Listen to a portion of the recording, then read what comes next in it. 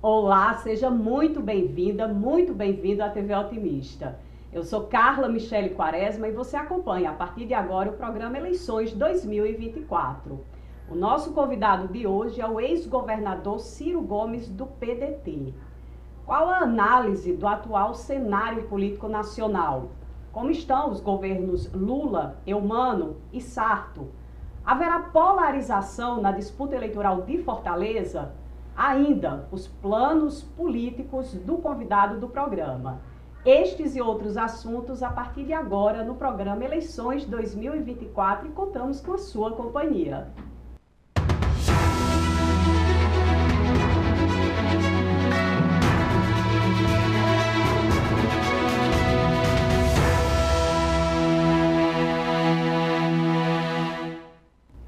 Ciro Ferreira Gomes é advogado.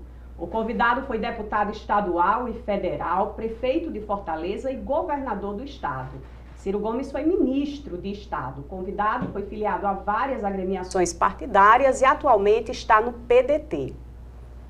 Participam do programa, aqui no estúdio, o jornalista Erivaldo Carvalho e remotamente Paulo César Norões. Ciro, seja muito bem-vindo, é uma satisfação recebê-lo. Eu queria começar pelo cenário aqui em Fortaleza. Você ocupa uma posição de destaque na campanha do José Sarto, candidato à reeleição. Eu queria saber inicialmente como vocês têm avaliado esses últimos resultados das pesquisas eleitorais, que apontam aí uma queda nos índices de intenção de voto, principalmente do ponto de vista das estratégias que vêm sendo adotadas. Elas estão equivocadas? Alguma coisa vai ser repensada? Carla, primeiro deixa eu agradecer a você, ao Erivaldo, ao nosso Paulo César Norões, filho do meu estimadíssimo amigo Edmar Norões, né? Nunca esqueço isso, e ao Grupo Otimista pela oportunidade. Veja, eu não me comovo muito por pesquisa não, porque eu tenho tanta vivência, tanta experiência, que eu mais ou menos sei como é que as coisas estão caminhando. O que nós imaginávamos, mais ou menos está acontecendo com pequeníssimas variações que eu acho que vão ser corrigidas agora nessa etapa próxima. O que eu estou querendo dizer? Quando você coloca o Sarto contra 5 candidatos, o que é que vai acontecer naturalmente? O Sarto é o prefeito, os outros 5 querem ser prefeito. Então qual é a característica, especialmente nesses tempos de polarização, de despolitização, de demagogia rasteira, de corrupção generalizada, qual é a característica? É botar defeito na situação e se oferecer de salvador da pátria. E aí você vê essa característica. Então repare, todos eles falam mal do lixo, falam mal da saúde, falam mal. Não é porque eles testemunham, nenhum deles conhece a cidade, nenhum deles passou nem sequer remotamente em qualquer lugar da cidade.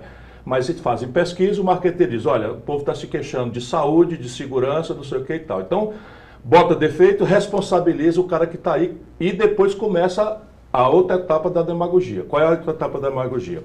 Vou acabar com multa, vou acabar com a arrecadação da taxa do lixo, vou acabar com a arrecadação do alvará. Então eu fiquei assistindo. É uma coisa chocante, porque a presunção disso é que todos nós somos um bando de imbecis que eles vão fazer isso. Vão acabar o dinheiro e vão aumentar gravemente a oferta. Então vão fazer creche para todo mundo, do dia para a noite, vão fazer o sobrando da saúde resolver do dia para a noite. E a população vai ver isso. Claro que uma parte cai. Por quê? Porque está aí com o filtro da estupidez, do ódio, da paixão. Então o camarada Lula pode andar pelado na rua, bater na mãe, chamar Jesus de palavrão, e o cara é lulista, fanático. Isso daí dá uns 25%, 30% e tal. Por isso que o Evandro, que nunca deu um dia de serviço ao povo, que é uma pessoa que não resiste, tão fraco que é, incompetente, despreparado, e que foi tirado do PDT, o meu partido, ontem, para destruir o PT. Pelo projeto de ditadura que o Camilo Santana está implantando no Ceará, à custa de muita corrupção, muita roubalheira. Eu quero falar sobre isso aqui. Eu sou um cara muito responsável, muito sério e não tem quem me cale. Se vocês não me perguntarem, eu vou falar. Então, por exemplo, o Evandro ficou contra uma CPI que ia apurar o mais grave problema da cidade, qual seja a intrusão do narcotráfico, das facções criminosas na política. E aí ele, não é coincidência isso, a coordenação da campanha do Evandro, na parte de tomar dinheiro, é um camarada citado numa investigação que é um atual prefeito de Chorozinho, como ligado a uma facção criminosa altamente poderosa, digo logo o nome, o PCC.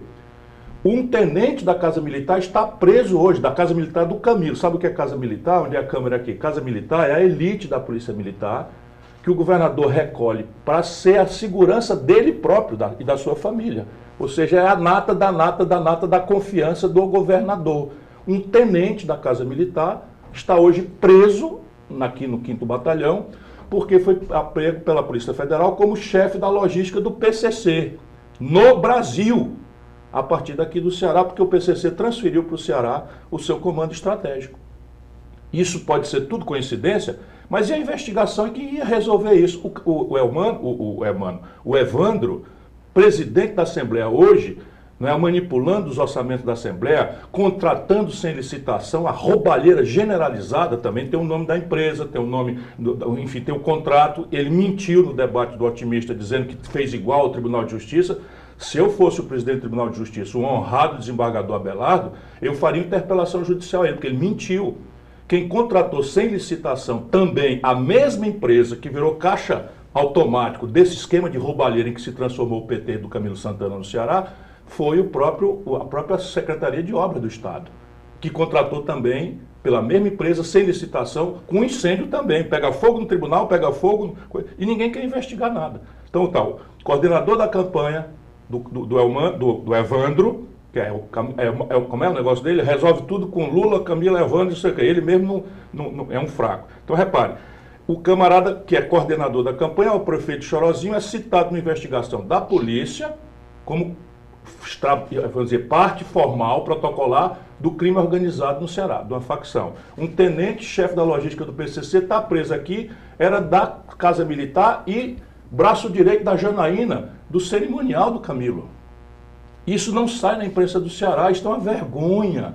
Isso é uma vergonha que nós precisamos. Eu sei que os constrangimentos, nós somos um Estado pobre, os órgãos de comunicação são todos muito frágeis e vulneráveis, mas ou a gente cumpre esse dever, que é o que eu estou cumprindo, eu fico do chato.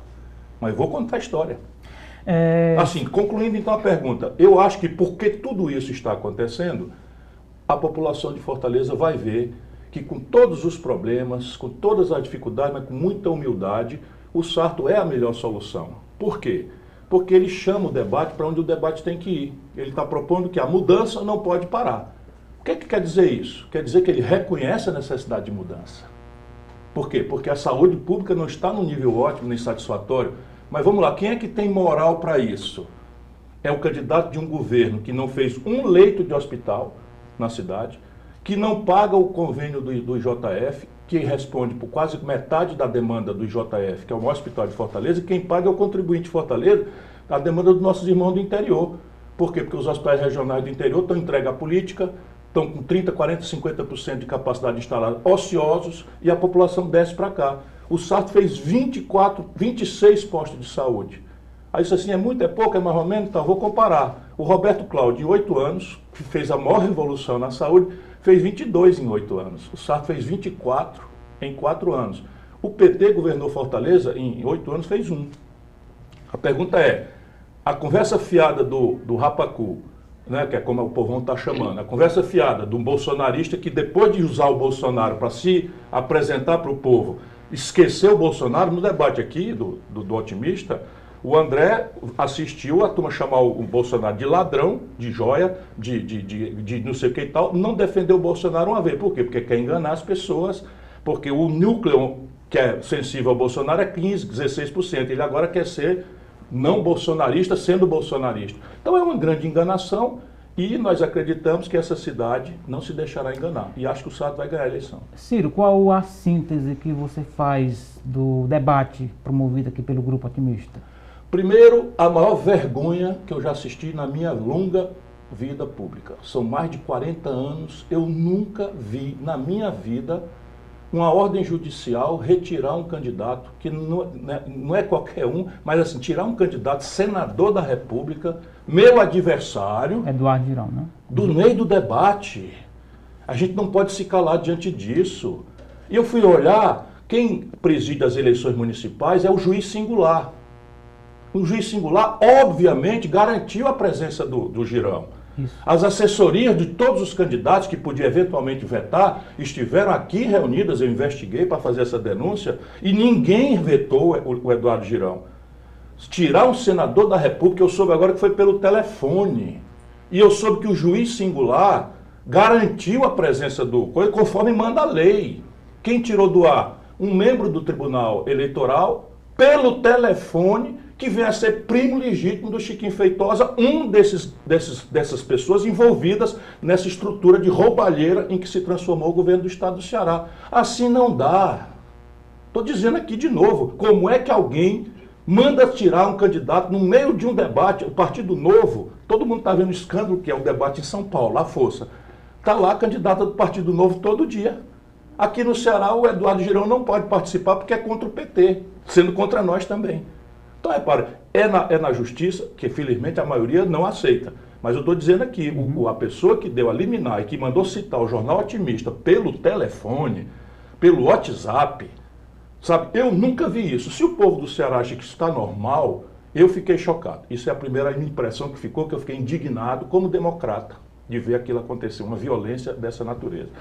Depois, o que eu acho é que o debate acabou permitindo impunemente que os oportunistas fizessem o seu teatro.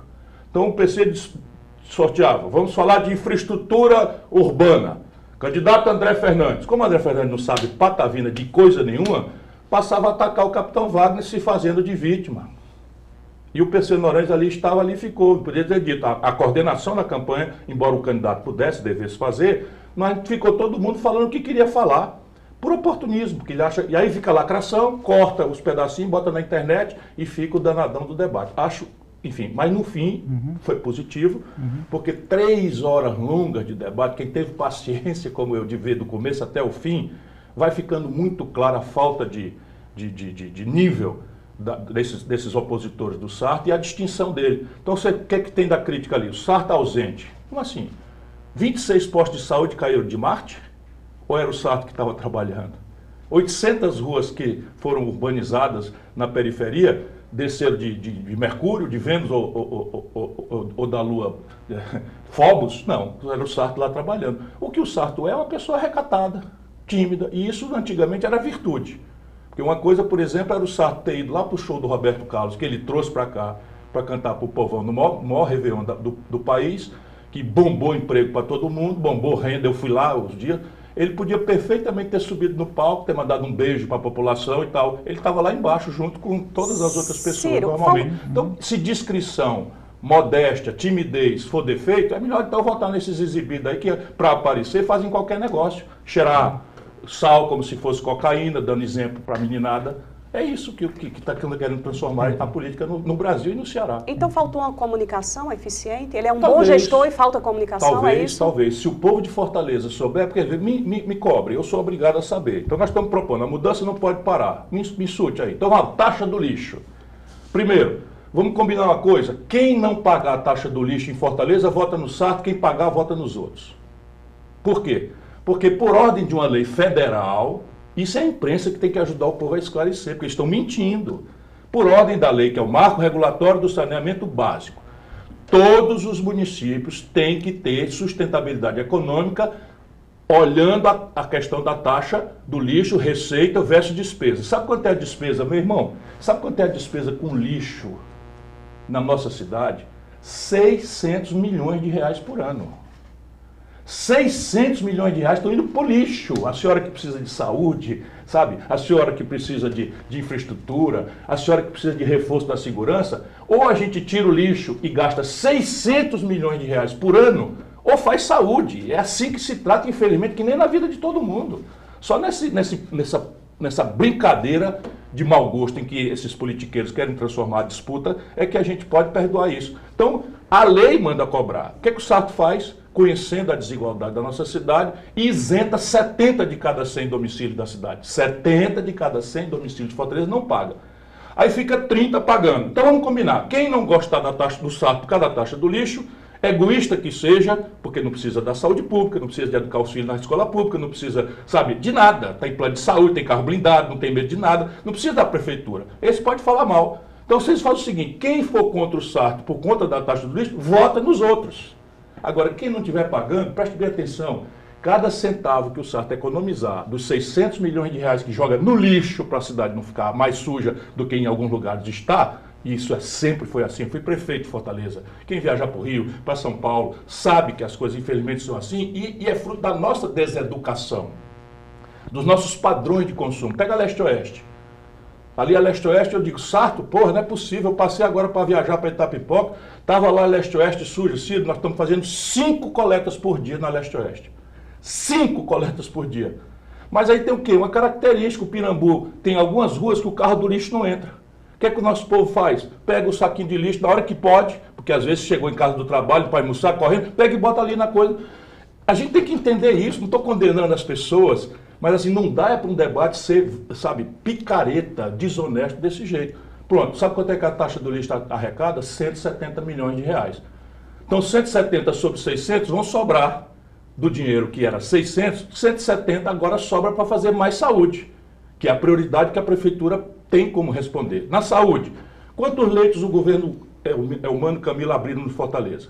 O Camilo, no auge da pandemia, comprou também de forma obscura um hospital privado pronto. Parabéns, ok. Não fez, não. Tem agora um hospital de 600 leitos do lado da Oeste, um esqueleto branco. Gastaram lá quase R$500 milhão. De novo, falcatrua, porque não se faz uma obra nesse estado sem exigência de propina. Então a obra, onde eles roubam, está pronta. Cadê o equipamento? Cadê os médicos? Cadê a porta aberta para receber qualquer pessoa? Está lá parado. E ficou evando como se não tivesse nada a ver com isso. Esculhambando o Sarto, que fez 3 hospitais. 3 hospitais em menos de 4 anos. E tá aí, quem quiser ver, vai lá no Zé Walter, tá pronto. Vai na Messejana, que tá pronto. Percebe? Então assim, tá tudo maravilhoso? Claro que não. Agora, quem é que acredita que tudo vai ficar maravilhoso se um político desse qualquer vai entrar na política com essa conversa fiada? Para de arrecadar.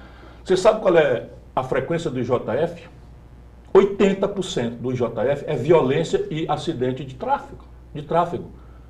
Que o nosso povo, um calor, não sei o que e tal, caramba, não quer usar o capacete, abre a viseira. A lei é federal. São os picaretas esses caras. Eu fico indignado como eleitor. A lei é federal, Código Nacional de Trânsito. Se o prefeito não fizer a execução da coisa, ele corre em crime.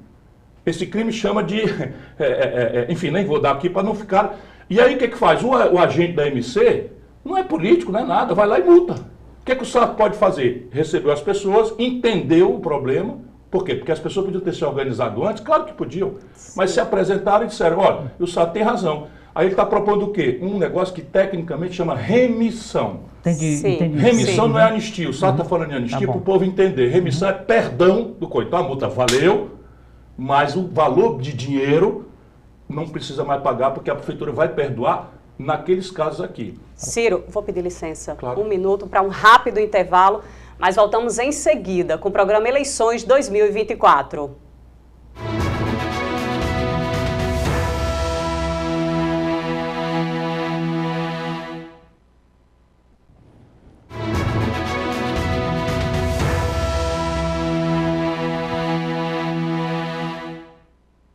Estamos de volta com o programa Eleições 2024, que hoje recebe o ex-ministro, ex-governador Ciro Gomes. Eu já volto com você, PC.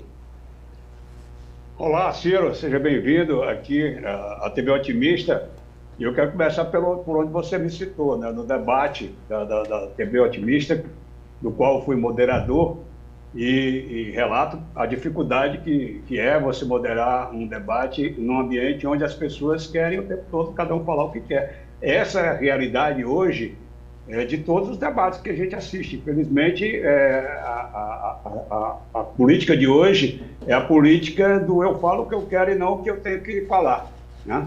Então a gente vê, por exemplo, lá em São Paulo, um candidato que vai para os debates e ele mesmo diz, eu não vim aqui para debater proposta, eu vim aqui para desconstruir os meus adversários, né? E eu acho que o cidadão que hoje mais sofre nesse cenário são os mediadores de debate, porque ficam ali na tentativa de tentar, ao máximo, que as regras sejam cumpridas pelo menos.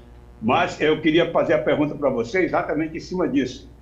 Como é que você vê essa política atual? Você que é um cara tão experiente, já vem da política aí desde o início dos anos 80 ali, disputando eleições, já participou de todo tipo de debate, de todos os formatos possíveis, em eleições de prefeito, em eleições de governador, em eleição de presidente da República. Como é que você vê esse tipo de campanha política que é feita hoje? com os elementos que foram incorporados às redes sociais aí, que a princípio você teve os candidatos tradicionais, os políticos tradicionais, tentando se adaptar às redes sociais, à linguagem que é falada nelas, e ao mesmo tempo agora a gente assiste o contrário, pessoas que saem de dentro das redes sociais para ocupar o espaço tradicional da política. O caso que eu citei aqui do Pablo Marçal, lá em São Paulo, que vai para o debate, não com o intuito de debater, ele vai para provocar, isso assumido por ele, para provocar os adversários, fica com o celular ligado, catando os memes que ele vai exibir nas contas dele. Como é que você avalia, você como um político tradicional, como é que avalia esse momento da política brasileira? E para onde isso vai nos levar? Isso está acabando com a democracia brasileira. Isso vai matar a democracia brasileira e eu ainda estou dizendo vai porque eu sou um otimista, um esperançoso e tal. Mas, a meu juízo, neste momento já não há mais democracia no Brasil no sentido de que o poder real se exerce em nome de uma representação popular fiel. Então, concretamente, os problemas do povo brasileiro nesse momento são segurança pública, saúde e educação está lá longe nas emergências populares. Você tem uma grande pandemia de incêndio no país, 180 mil focos de incêndio, e o Congresso Nacional está discutindo um assunto que não tem nada a ver com nenhum desses assuntos aí. Isso é um sintoma dramático. E isso é a causa do que está acontecendo. O que está acontecendo no Brasil, Noronha? Na minha opinião, eu tenho escrito muito sobre isso na minha newsletter, que eu emito toda semana. E eu estou tentando ajudar as pessoas de boa fé a entender esse fenômeno. Portanto, a grande pergunta é essa mesmo que você está fazendo. O que está acontecendo no Brasil? A polarização entre o Lula e o Bolsonaro é despolitizada. Ela mantém substantivamente o modelo de organização econômica do país, taxa de juros, superávit primário, meta de inflação, câmbio flutuante, autonomia do Banco Central. Estou falando de coisa prática, é tudo rigorosamente a mesma coisa. E no manejo da política, de onde vai sair a mudança ou o conservadorismo dessa estrutura, os privilégios e a roubalheira impune, etc., um judiciário disfuncional, a política é exercida rigorosamente do mesmo jeito. Qual é? Um Congresso sem nenhuma responsabilidade, no sentido de eu faço a lei e eu cumpro o resultado disso. Está aí o debate aqui que eu estava falando antes. Então vamos acabar com as taxas, vamos acabar com as multas, vamos acabar com todo o jeito de arrecadar da prefeitura e vamos aumentar aqui as escolas, a saúde, etc, etc. É preciso que a população faça um curto-circuito aí. Peraí, como é que é isso aí? De onde é que vem esse dinheiro? Ô, larga de ser picareta, cara. Tu vai insultar a minha inteligência, vai roubar a minha independência, meu sofrimento, quer manipular meu sofrimento, simplificando. Se fosse assim, eu fazia na minha casa. Sabe? Eu fazia na minha casa, eu fazia tudo acontecer que o meu filho quer e que a minha mulher precisa e que a minha casa precisa, sem precisar ir trabalhar, sem precisar dar hora extra, sem correr. É exatamente a mesma coisa. Então, como é igual, a polarização ela derivou para um campo de costumes, de moral, de religiosidade. Então aí a distinção entre o Lula e o Bolsonaro é a disputa dos evangélicos nos temas religiosos e morais. Então você pega um assunto que não tem solução, tipo aborto. Então aborto é um problema sem solução, se o ambiente for moral e religioso. Porque se tu acredita na Bíblia, na qual eu acredito, a vida é um dom de Deus e tu não pode dispor dela. Pronto, acabou a discussão. É uma ordem de Deus. Quando a ordem é de Deus, não é a política que vai resolver. Como é que o mundo tem tentado resolver essa insolúvel questão? Trazendo a inteligência para o assunto. Então vamos lá, vamos respeitar as nuances do processo e tal. E chegamos em 1940 a uma lei que determina os casos excepcionais, preserva a vida, proíbe o aborto, mas excepcionaliza questões dramáticas, de vida ou morte, literalmente. Não é o caso de um feto anencéfalo, no caso de uma mulher vítima de um estupro, vai carregar um filho indesejado que foi produzido por violência. Isso é uma coisa absurda, embora você pudesse claramente fazer um esforço adicional com a ordem pública, a religião, todo mundo podendo ajudar, de, olha, adoção, enfim, eu estou dando um tema prático, mas tem outros. Então, repare, esses assuntos, então, são o território da especulação. E a internet é o território sem dono, onde cada um faz o que quer. Então vamos pegar o André Fernandes, que é o fenômeno da estação aqui. O André Fernandes virou um político muito bem votado, só e somente só por lacração na internet. Ensinando a fazer como é que chama? Vamos lá. A turma chama de rapacu. Então, ensinando a fazer depilação do ânus, para a gente falar aqui, né? Ensinando a brincar com o negócio de cheirar diz ele que é sal, cheirar a cocaína e tal, e lacrando. Então diz que o negócio feminicídio não existe, tá aqui a minha mulher num caixote, e aí minha mulher esfaqueia na frente de todo mundo. Milhões de pessoas prestaram atenção nisso, e uma parte transforma isso num voto. Esse voto é porque o cara se identifica com esses valores? Não. É porque é o mais parecido contra tudo que está aí. Sendo um cara que está dentro, já é deputado, já recebe as mordomias, já recebe o salário, já recebe, eu não sei o que lá e tal, já tem direito a um regime previdenciário fora a parte e tal. Agora é federal. Então o cara é de dentro, como o Bolsonaro, 40 anos deputado, roubando dinheiro, sabe, da rachadinha com os filhos, não sei o que e tal, de repente é o antissistema. Por quê? Porque cai embaixo, sendo Lula e Bolsonaro igual na questão da economia e na coisa, as pessoas estão desiludidas com a política. Em relação a essa desqualificação, né? Talvez o eleitor hoje esteja muito indeciso em virtude dessa ausência de candidatos que apresentem realmente um perfil que corresponda melhor àquilo que a gente espera de um gestor público. Essa desqualificação no debate é algo próprio desse momento, é exclusivo desse momento? Isso faz parte do campo da política, faz parte da democracia? A proporção disso é única na história brasileira. Nós já tivemos coisas semelhantes, não é? O Moraes, professor Moraes, eu me lembro até do número, era um fenômeno publicitário, a propaganda dele era uma calcinha de mulher. Então, mas era uma exceção. Hoje nós temos, não é, 2 candidatos do campo da direita, bolsonarista, ou meio bolsonarista, ou enganando que são, mas não são, e foram, mas não são mais e tal, que é o Bolsonaro, que é o André e o capitão Wagner. Qual é a realização destes senhores para qualificar-se para ser o prefeito da maior cidade do Nordeste, do ponto de vista econômico? Isso significa oportunidade, trabalho, renda, verba publicitária para irrigar, tornando o jornalismo um pouquinho independente da dependência dos dinheiros públicos, que são corruptores hoje no Estado e tal. Então, repare, a proporção disso é que me chama muita atenção. Você veja o que está acontecendo em São Paulo. O Nunes é um cara que vem de ser orgânico. O Boulos é um cara que vem, chamar de político tradicional não é bem o caso. O Boulos não é um político tradicional, ele é orgânico, ele vem, acho que não tem nenhum preparo para ser prefeito. Acho que não tem, porque, inclusive, entrou na política por conta de homenagear esse identitarismo, essa coisa e tal, e agora está se desfazendo de tudo isso. Eles não percebem como isso fica falso para as pessoas. Porque, para ser deputado, eles são extremamente visíveis, popularescos e fazem todo tipo de aberração na internet, André Fernandes. E aí, a partir daí, você ganha uma atenção e milhões de pessoas viram, 50 mil votam. Esses 50 mil, sabe, estão querendo o seguinte, quer saber, isso daí não sai nada, isso é tudo um bando de pilantra, a política virou essa sujeira mesmo, eu quero votar nesse cara aí que nem que seja para ir lá esculhambar tudo. Essa é a sensação de autodestruição de uma fração importante da sociedade. Cabe a nós, os democratas, fixarmos, como eu tentei fazer aqui no começo do debate. Vocês reclamaram que eu fui comprido, pode me interromper. Mas nós temos aqui um cara que é acusado de 3 coisas. 1, taxa do lixo. 2, ausência. E 3, saúde. Cadê a corrupção do Sarto? Por que os adversários não dizem do Sarto? O escândalo tal, roubou não sei aonde, como eu estou dizendo aqui, que o Evandro Leitão contratou sem licitação uma firma, mentiu em plena ordem pública aqui no debate, e o jornal não desmentiu ele no dia seguinte, que o Tribunal de Justiça contratou sem licitação. Não é verdade, quem contratou foi o Camilo Santana, com o seu Quintino Farias na SOSP, virou caixa automático da roubalheira, eu tenho o nome da empresa. Isso é concreto, o dinheiro que se rouba do povo é o que falta para fazer médico, sabe? É o que falta, porque dinheiro não nasce em árvore, não. Então, está aí um camarada que é acusado de ser ausente, sendo um cara que vacinou todo mundo. A notícia da vacina é só para a gente lembrar para as pessoas que tem uma hora trágica, que tinha morrido 10 mil pessoas no dia que o Sarto assumiu.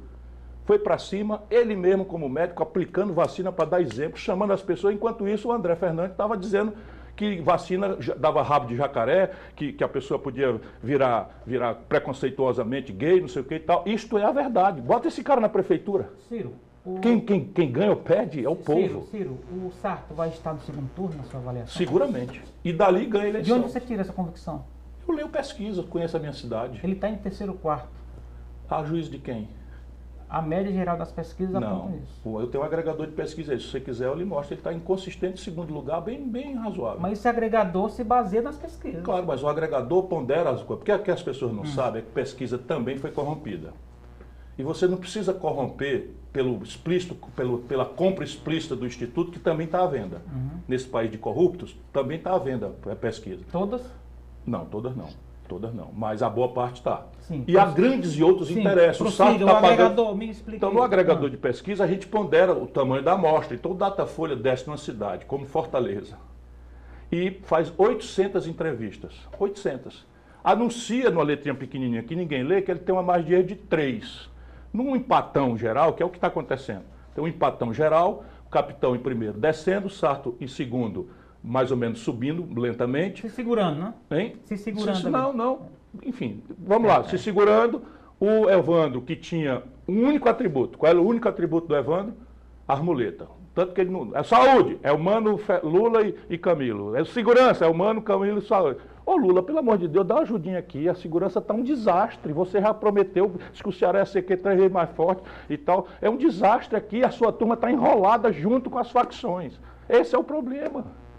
E esse é o problema. Ou por covardia, ou por conexão mesmo, como a do prefeito Chorozinho, é uma investigação da Polícia Federal. O tenente está preso. E ninguém quer nem sequer investigar.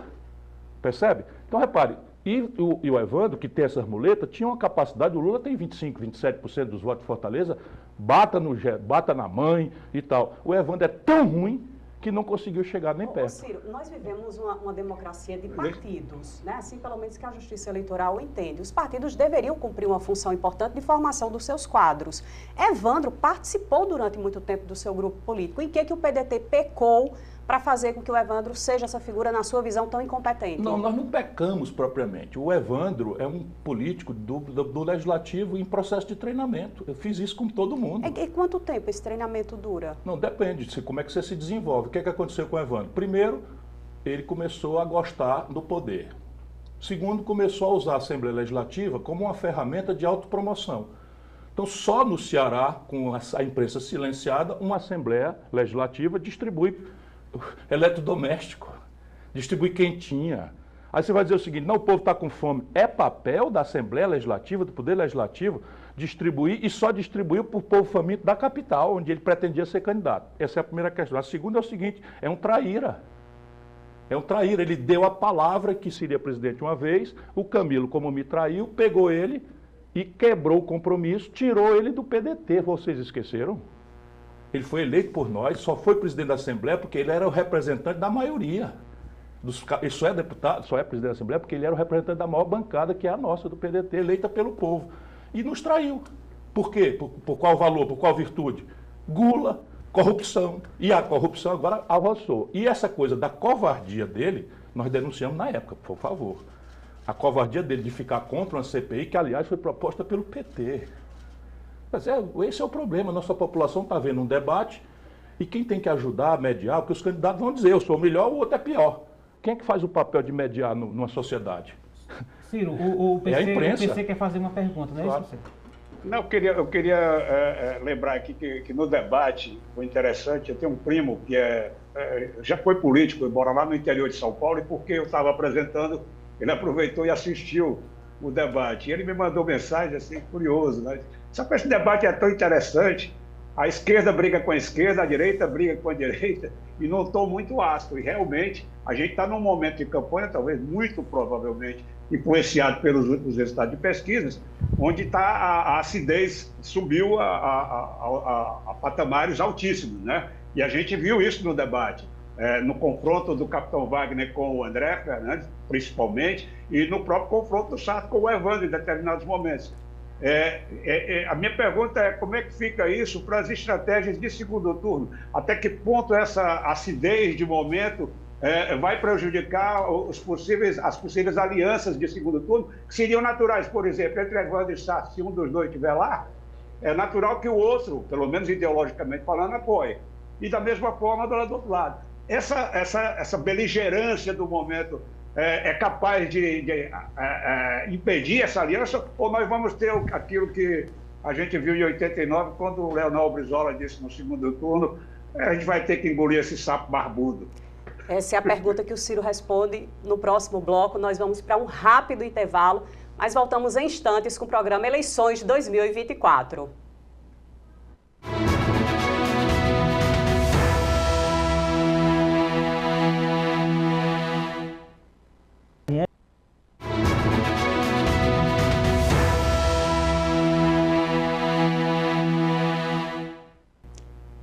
Estamos de volta para o terceiro e último bloco do programa Eleições 2024, que hoje recebe o ex-ministro, ex-governador do estado, Ciro Gomes. Eu já volto com você, PC Noronha.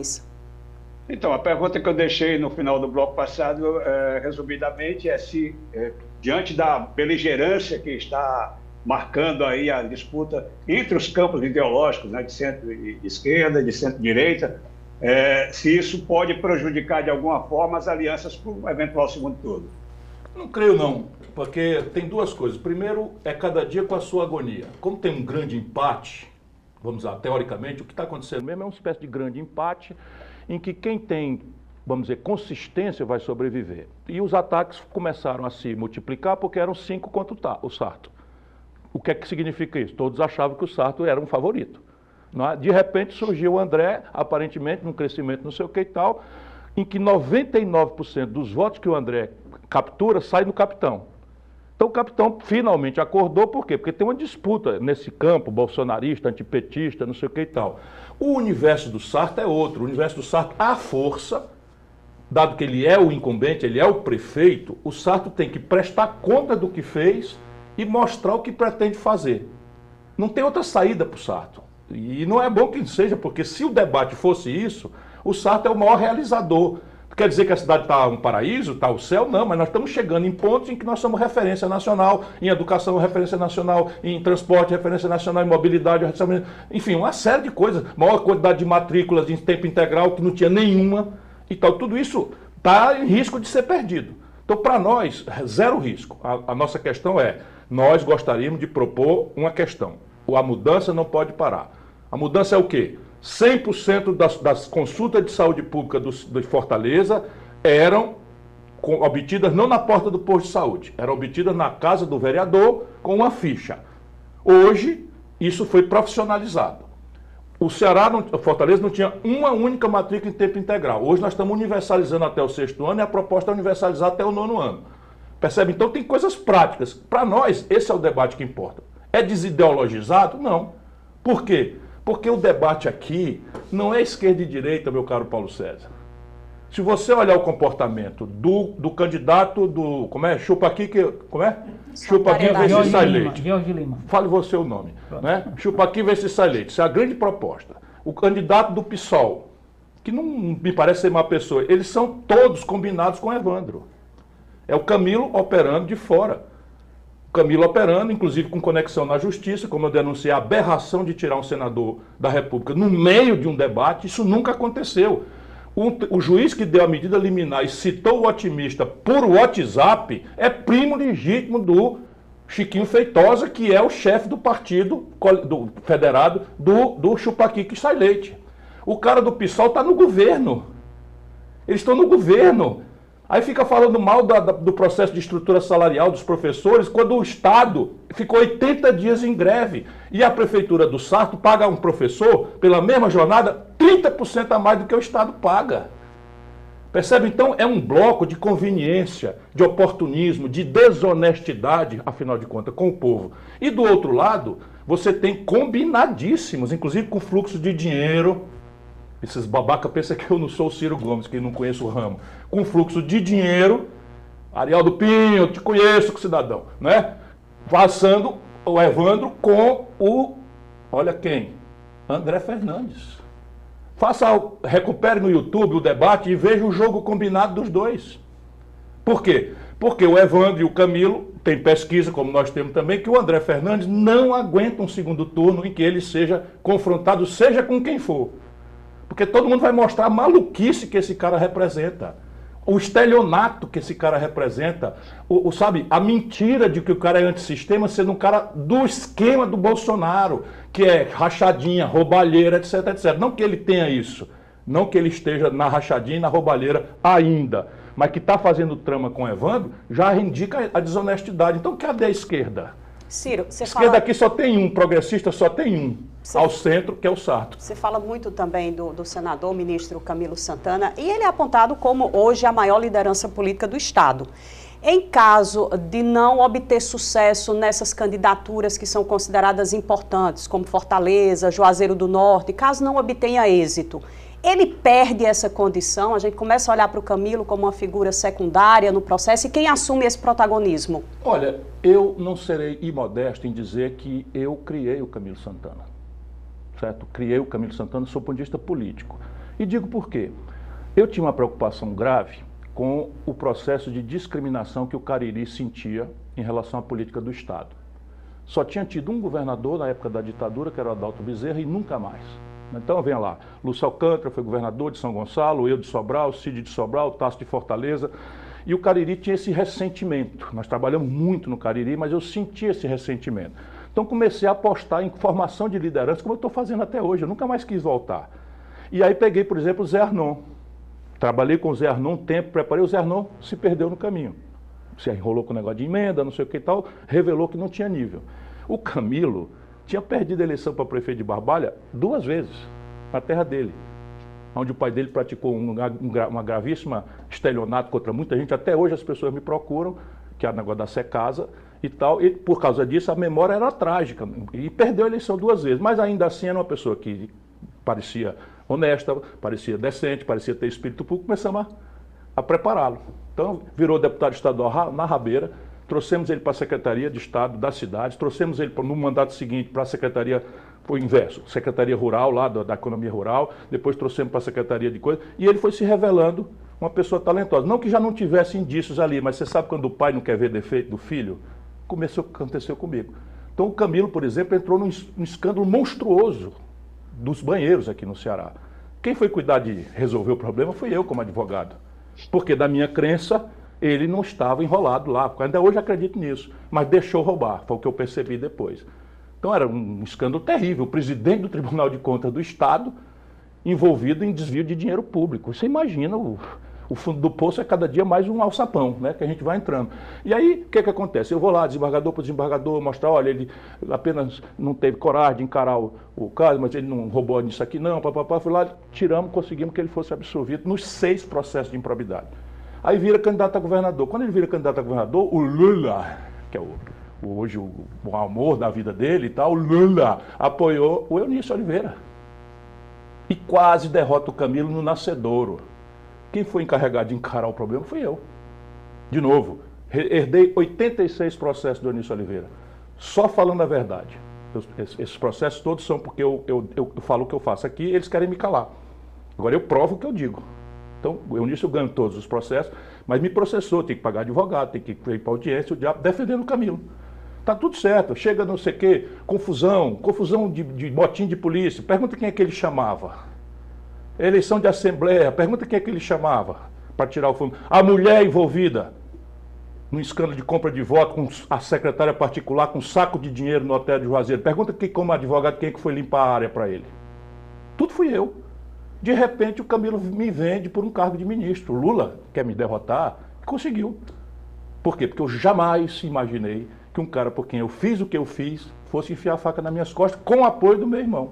Ô Ciro, se o... Então, rapaz, bora, Jesus Cristo, o Filho encarnado de Deus, veio à Terra e no meio de 12, traiu ele com um beijo, eu já pacifiquei no meu coração isso. Mas politicamente, agora eu preciso que todo mundo saiba que esses Ferreira Gomes, que viraram uma palavra ruim no Ceará, eu pensava, cara, eu vivendo fora, né, lutando com o candidato a presidente, que diabo é isso? Eu chego no Ceará, os caras, Ferreira Gomes, como se fossem assim os novos leprosos daqui. Eu só fiz o bem, nunca fiz o mal a ninguém. A água que todo mundo bebe em Fortaleza, eu que fiz, né? O saneamento de Fortaleza, a última obra que foi feita, eu que fiz, peguei com 13%, entreguei com 70%, agora está com 43%.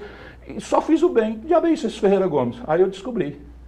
Achaque, roubalheira, não se faz uma obra sem tomar dinheiro, a força dos empresários, atrasa o pagamento, cobra outra propina em cima, e tudo amordaçado, imprensa toda amordaçada, porque ameaça se falar qualquer coisa, ou não publicar os releases que o Chagas manda, tem que pagar o prato, atrasa a fatura, não paga. E eu resolvi então mostrar para o povo do Ceará que eu não tenho nada com isso. Ô Ciro, para ir para casa sossegado, não quero mais nada para mim, enchi o saco desse negócio, mas acho que é meu papel ajudar as pessoas a entender o que está acontecendo. Se o prefeito Sarto... Ou seja, o corno é o último a saber. Se o prefeito Sarto for reeleito, o grupo do senhor está em 2026 como um personagem relevante. Se o Sarto não for reeleito, esse grupo vai desmilinguir. Faz sentido essa tese? Primeiro, eu nunca tive grupo. E nem quero ter e não terei mais a futuro. Mas política não se faz com grupo, não? Não, mas eu não quero mais ser, você não entendeu? Eu vou repetir, eu não quero mais, não quero mais importunar mas os eleitores. voltando para a pergunta. Só quero ter clareza, eu não quero mais nada para mim. Eu já disse que a minha mulher, se eu, algum dia ela vê eu me inclinado para ser candidato, ela compra uma camisa de força. Porque eu perdi a crença, não acredito mais nessa mentirada toda em que se transformou a politicagem do Brasil. Mas eu acho que a minha tarefa nesse instante é colaborar. Então nós temos um quadro, e veja como a política do Ceará virou. Um quadro testado, político hábil, formação intelectual de PhD em saúde pública, que é o principal problema do nosso povo. Um camarada que foi presidente da Assembleia com extremo êxito, sem nenhuma denúncia de corrupção, de malversação, como eu estou denunciando novamente que o Evandro contratou sem licitação 23 milhões de reais com a mesma empresa, e mentiu numa coisa que os tribunal tinham feito igual. Não foi o tribunal, foi o Camilo Santana, através da SOSP, do estado do Ceará, que mudou de nome porque eu denunciei. 9 secretários foram demitidos, a metade eram os ladrões que eu estava denunciando. Não é que os 9 não sejam também, estão sob observação. Né? Na Etice, R$500 bilhão, irmão. R$500 bilhão de contratação, guarda-chuva sem licitação. Os caras perderam a noção. E eu não lembro quando é que o estado do Ceará esteve tão corrompido quanto eu estou vendo hoje. E essa turma é que está aí querendo o poder total. E é o fim da nossa coisa, é o poder total. Então, repara, o meu grupo, eu, Ciro Gomes, estou fora. O quadro que eu estou falando é o Roberto Cláudio. Aí nós lançamos esse cara para governador, porque tinha sido o maior prefeito da história de Fortaleza, sem um escândalo, sem uma mancha, como o Sarto também não tem. Presta atenção, irmão. Veja aí a denúncia, está ausente. A saúde é um caos e taxa do lixo. Por que não tem uma denúncia de corrupção? Porque o Sarto é honesto, é decente. Por que o Sarto não é exibido? Vai lá para o palco, dá um abraço para o Roberto Carlos. 1 milhão de pessoas assistindo, porque ele é discreto, ele é tímido, ele é modesto. E achava que a hora de trabalhar era hora de trabalhar, a hora de se exibir é hora de se exibir. Que é o que está acontecendo. Tem gente que acha que é só se exibir e se eleger. Pronto, acabou. Quem elege é o povo. Então, Roberto Cláudio é o novo líder desta corrente, deste conjunto de valores de um Ceará moderno, que eu e o Tasso estamos tentando restaurar. Veja que eu estou falando, o Porto do Pecém, que nós fizemos, Aeroporto Internacional que nós fizemos, Saneamento Básico de Fortaleza que nós fizemos, Castanhão que nós fizemos, Canal do Trabalhador que nós fizemos, 3.600 quilômetros de estrada que eu fiz. Compara essa realização nossa com esses caras. Estão arrebentando o Ceará. E se as pessoas não querem ver, o futuro vai dizer. Os 3 mil desempregados da Guararapes já estão vendo. Os 3 mil desempregados da Aeres lá no PCN estão vendo já. Os 2 mil e tantos desempregados da Paquetá estão vendo. O Ceará está se desindustrializando. Caiu de primeiro lugar para o 16º lugar em matéria de saúde fiscal. Estão pagando cartão de crédito com cheque especial. 13 empréstimos, nenhum para realizar coisas para o povo, para pagar empréstimo da esculhambação que esses caras fizeram no Estado. E tudo bem. Se o Camilo Santana é o novo rei, parabéns. Fiquem bem com ele aí que vai estar tudo certo. PC é com você? A gente falou praticamente aqui na eleição de Fortaleza, mas o Ciro tem viajado aí pelo interior, participando de várias campanhas aí com alguns candidatos de sua preferência. Como é que você vê o quadro para o interior? Qual é a sua expectativa nos municípios que você está apoiando, inclusive Juazeiro, né? Eu estou lutando naqueles lugares onde há opinião pública. Porque eu conheço o Ceará bastante bem com o meu coração e meu amor.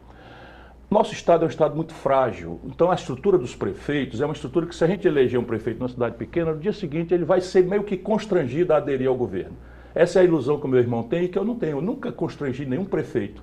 Eu saí do poder, passei 14 anos fora e nunca mais voltei para disputar o governo do estado, não sei o que e tal, que tinha 5 deputados fiéis a mim e acabei lançando o Cid era um desconhecido e virou o governador, o melhor governador da história do Ceará, na minha opinião, em matéria de realização, e malversou tudo na política, porque infelizmente sabe tudo isso que eu estou dizendo aqui e acha que o Camilo está poderoso demais, que é melhor ficar lá comendo uma beiradinha dessa farra de picaretagem e de destruição do Estado. É a minha maior decepção, que infelizmente está sendo, no plano pessoal, superada pela minha fé, né, de que Deus está vendo. Né? Então, repare, onde tem opinião pública, Deus está vendo, mas eu estou animado. Nesse momento, o doutor Aloysio no Crato está ganhando, por quê? Porque o Camilo é muito poderoso lá. E é tão poderoso que desconsiderou o Zé Ailton, que é o prefeito, desconsiderou os 3 candidatos que o Zé Ailton preferia e impôs um pau-mandado igual está tentando fazer em Fortaleza. E esse candidato é muito fraco, muito fraco. Então o doutor Aloysio pode ganhar na terra do Camilo, onde ele teoricamente nasceu. Em Juazeiro, a perseguição transformou o Gleidson num herói da liberdade. Primeiro é um bom prefeito, está fazendo um bom trabalho, mas o Camilo queria simplesmente caçar a candidatura do cara, não deixar ser candidato como fez com o prefeito de Crateús, para impor a Janaína, que é outra pessoa que não tem nenhuma qualificação. Desculpa, tu acha que é machismo? Eu estou falando dos homens aqui, agora vai uma mulher, eu vou dizer, não, a mulher preparada não é, completamente despreparada, não sabe de nada de administração pública e tal, e quer impor numa cidade. Caçaram o prefeito, cara, afastaram o prefeito por um negócio sem pé nem cabeça. Na Barbalha, tua terra do teu pai, você já nasceu em Fortaleza, meu querido amigo Edilmar Noronhos, amava essa Barbalha de Santo Antônio, como eu também. Veja bem, tiraram o direito do Argemiro ser candidato. Deixa o povo resolver, não. Forçaram a mão, o Camilo foi lá, o cara foi absolvido aqui, lá em Brasília, traficando influência, tiraram os direitos políticos do cara, igual a ditadura. E o Neto está ganhando a eleição lá também na Barbalha. E Iguatu, o Roberto Costa, o Camilo tomou o PT do Sá, 40 anos de fundação do PT, o Sá, um cara correto, decente. O Camilo tomou o PT e deu para os bolsonaristas do Iguatu. Deu para os bolsonaristas do Iguatu. O Roberto Costa, com o nosso apoio lá, está ganhando a eleição. Percebe? E aí você vai em Itapipoca, está lá, corrupção generalizada, o Barroso tem boa chance de ganhar a eleição. Né? E vai aqui no Eusébio, no Aquiraz, aonde o Camilo ganha na região metropolitana, em canto nenhum. Ciro, você se não isso acontecer, que Deus abençoe esse grande estado, hein? Como é? Você não falou em Sobral, sua terra. É porque eu não estou sabendo de nada que está acontecendo lá por ética. Por ética, eu não vou lá faz mais de 2 anos e pretendo não ir nunca mais. Ciro, com essas palavras, então, eu quero agradecê-lo pela sua disponibilidade, por seu tempo, esperando sempre contar com a sua participação no Grupo Otimista e agradecer, sobretudo, a você que tem nos acompanhado, contando sempre com a sua companhia. Até o próximo programa.